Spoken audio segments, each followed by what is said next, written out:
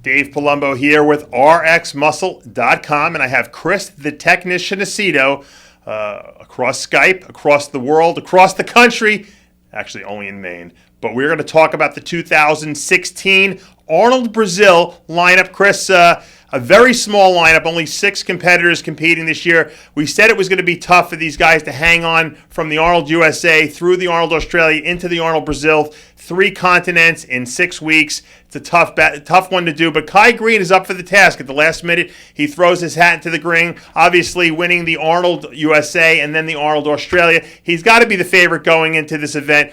Does Kai have enough to hold on here, and does his physique have enough to hold on? That's a better question. Well, if he even crash lands and rebounds, he's going to beat this field. Simple as that. I mean, it's a weak field, or it's in a tribute to how strong his physique is, meaning if he shows up in anything other than a disaster like Prague shape, where he pulled out to eat the hot dog at the hockey rink, then he's going to crush it, And he looked good for these last 2 shows. The Ohio show, he looked good. He looked good for Australia, and I don't expect him to lose any ground here. I saw him, at Steve's Weinberger show, and he looked like he was holding it together. There is a wild card in this lineup. Lionel Beyeke, who we have not seen for quite a while on stage, but who we know has that freaky muscle shape and roundness, a la Kai Greene, dare I say, but who has a problem putting the conditioning level on his physique, at least the last few touches of the conditioning. We haven't seen him at his best probably since the Arnold Brazil a couple of years ago when Cedric McMillan was disqualified, and Beyeke probably should have won the show. Here's a guy who, if Kai Greene is off and he's on, can he beat him? I don't. No, he can't, because just what, Kai's got way too much freak factor going on for Beyeke, and Beyeke would have to pull out all the stops and get lucky, and then Kai would have to be unlucky for it to happen. I just don't see it happening. Bayeke's narrow in the back lat spread. He's narrow, even though he's got a lot of depth to the back double. There's not a lot of width to it. He'll get eaten up by Kai, even if Kai is off. There's just too much of Kai. And Beyeke doesn't have enough bells and whistles to overcome that. Someone who structurally has something, a physique that can stand next to Kai for certain, width-wise, small waist-wise, would be Juan Morel. Probably the best guy in the lineup that has done the last 2 week shows. Talk to me about why Juan can beat Kai, and then tell me why Juan won't beat Kai, in your estimation. You can't ever talk about Juan beating Kai because he's not at that level yet. So you have to talk about why he won't, and the reason he won't is because of Kai. Meaning,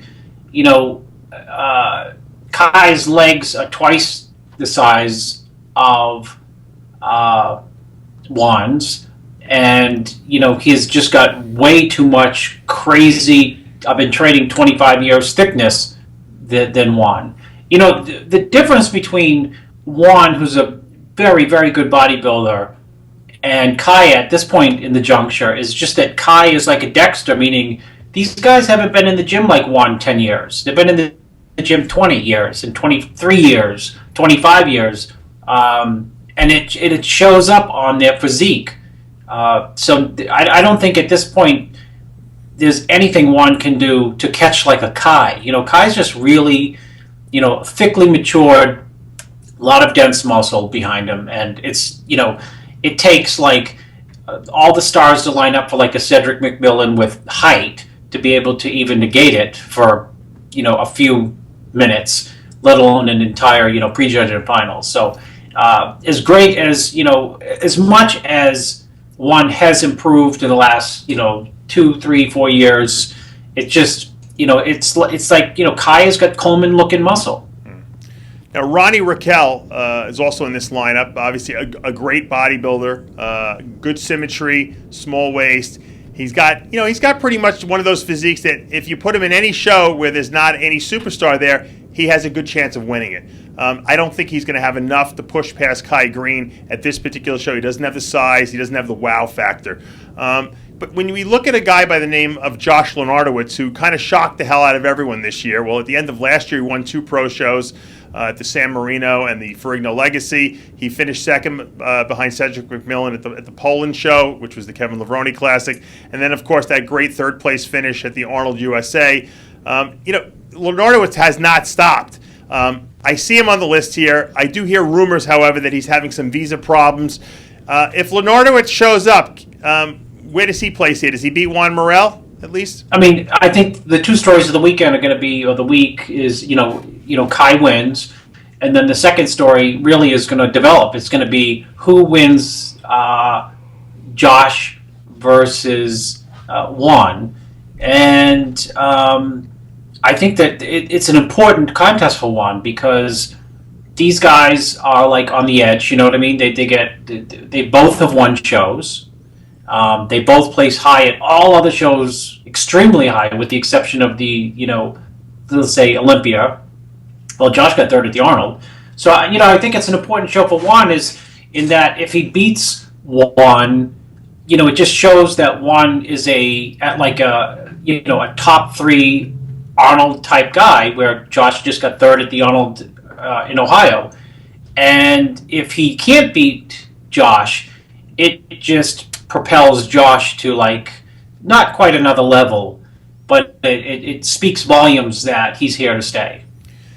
The final competitor in that lineup is Vitali Fativ.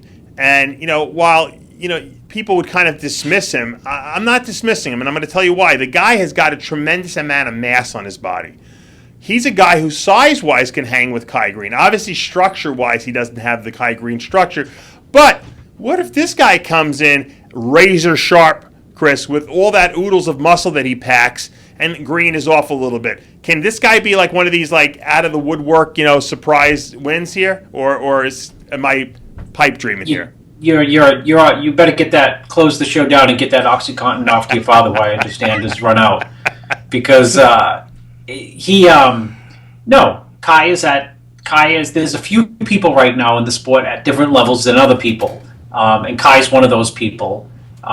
So as much muscle as Vitali has, he'll be, battling, the other guys we're talking about, Beyeke, Josh, Juan, and if the travel disrupts any of their preps and it doesn't disrupt Vitali's prep, then Vitali could move up.